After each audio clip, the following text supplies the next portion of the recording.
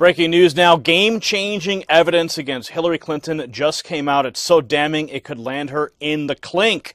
Ben Markey for the Conservative Tribune reports that Breitbart editor-at-large and author of Clinton Cash, Peter Schweitzer, well, he first revealed the apparently corrupt manner in which the 2010 Uranium One deal went down in his 2015 book, which centered on the role played by then Secretary of State Hillary Clinton. And since then, yes, there has been much discussion about what else could be uncovered. And according to Schweitzer, during an appearance on Fox News, the Hillary informant, has revealed that they could be in possession of audio recordings of Russian officials detailing the bribery efforts that they were more than willing to undertake in a bid to garner approval for the deal, which ultimately granted Russia control of 20% of America's uranium supply. Take a look. Well, look, Sean, I've always felt that the evidence is very clear, and I don't quite know what the hesitation is at the Department of Justice.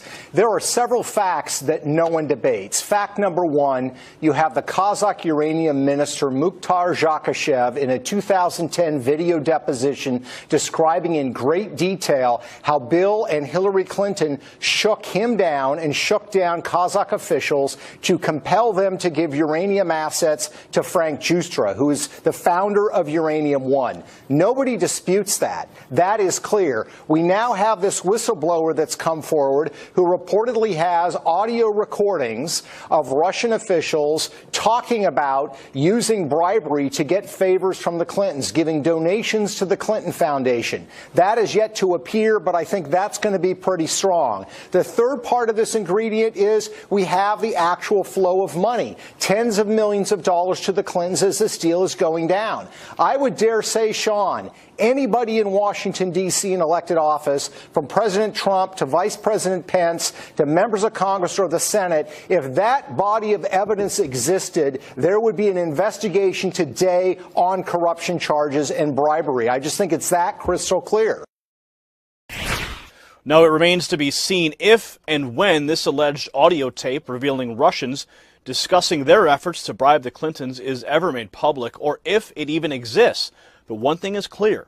Even without those tapes, there is enough evidence of corruption already exposed to warrant an investigation of the Uranium One deal and the role of the various Obama administration officials being involved. House Republicans celebrating their tax overhaul, and tonight President Trump is tweeting. Congratulations to the House of Representatives for passing the Tax Cuts and Jobs Act, a big step toward fulfilling our promise to deliver historic tax cuts for the American people by the end of the year. But the president may have some trouble in the Senate from his own party. They've gotten in the way of some key legislation in the past he's tried to get passed. Counselor to the President, Kellyanne Conway, joins us now. Good to see you tonight, Kellyanne. Thank you, Shannon. Congratulations on your show. Thank you very much. All right, so let's start, not surprisingly, that the Democrats would be opposed to what you're trying to get done with taxes. Here is a little bit of what Ron Wyden had to say about how he thinks this is going to play out. According to the latest figures from the Joint Committee on Taxation, in 2021, families earning $30,000 and under are going to get clobbered by a tax hike of nearly $6 billion to pay for this handout to multinational corporations. And he goes on from there, again, citing numbers from the Joint Taxation Committee. What do you make of that? I think it's very regrettable that we can't find a single Democrat to support what is clearly relief for middle-class families. And the president has said from the beginning his major principles in meaningful tax cuts and tax overhaul are, number one, middle-class tax relief. This does that. Number two, reducing that corporate rate from 35% to 20%, taking us from the highest rate in the OECD to below the average of 23%. Number three, repatriating that wealth. We have $2.8 trillion parked legally overseas. Bring those jobs and that wealth that's legally overseas back home.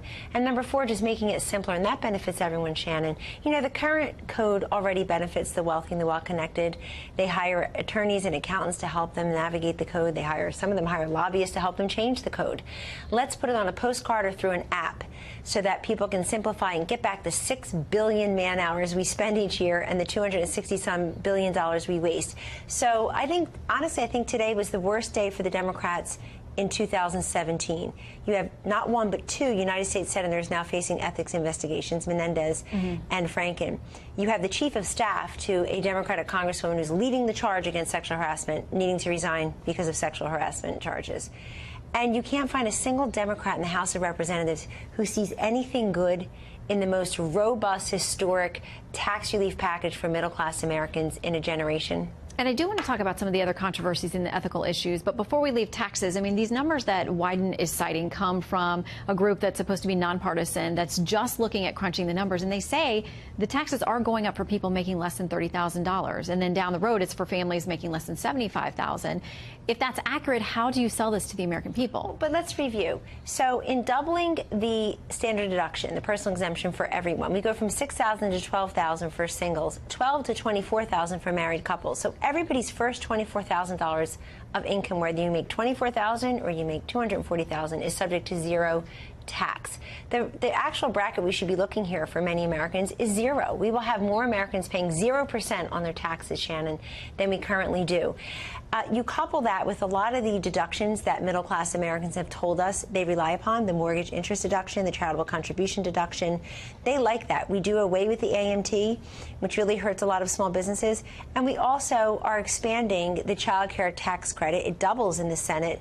And we've added an adult-dependent tax credit. That's a new feature that really responds to the changing demography of our nation. So there's a lot there to like. I think people like Senator Wyden, who are always trying to raise taxes, why his party is in the minority now, frankly, because they always over-regulate and over-tax Americans.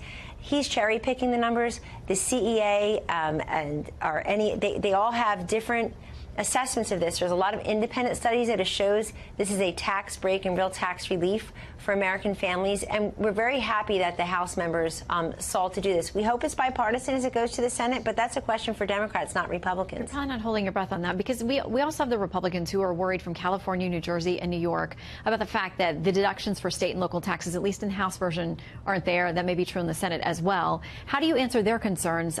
Because we have, I want to play a little bit of what Congressman Darrell Issa had to say earlier tonight about this. We're donor states. We already give more money to the federal government than we get back. So the test should, in fact, have not been one in which some states won and some lost. How are you going to work that out? Well, first of all, let's state the facts. The fact is that these high-tax states are being subsidized by lower-tax states. And Darrell Issa is a great member of Congress, but he lives in a state that has a very inefficient state government and local government, that every time they need revenue for anything goes and they reach into your pocket and they tax their citizenry.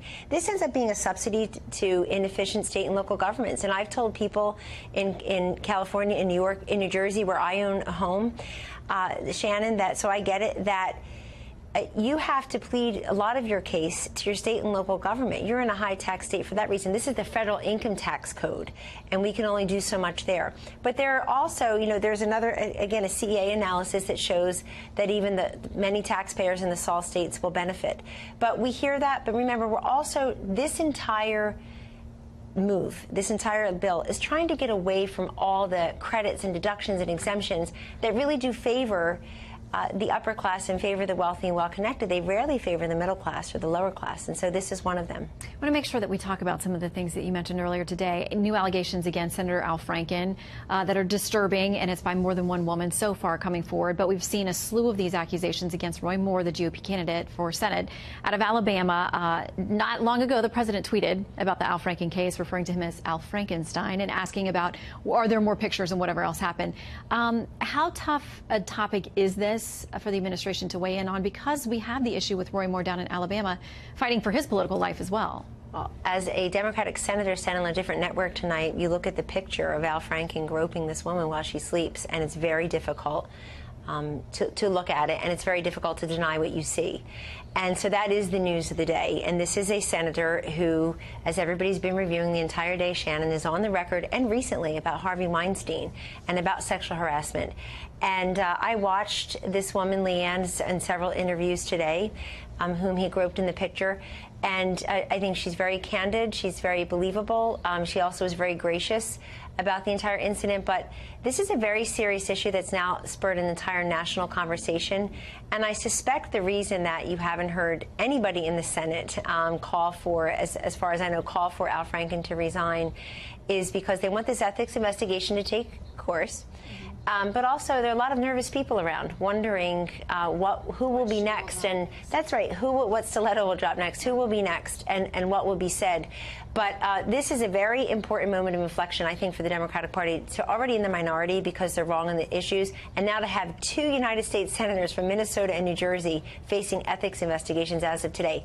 Bob Menendez faced an indictment on criminal charges. Now he'll be investigated by the Ethics Committee in the Senate. I think we've got to do better than some of these members. We're a huge country with 330 million people. This is the best we can do for our representatives. Certainly a conversation to be had across party lines, and it's an important one. So, Kellyanne, thank you for joining our conversation tonight. Good to see you.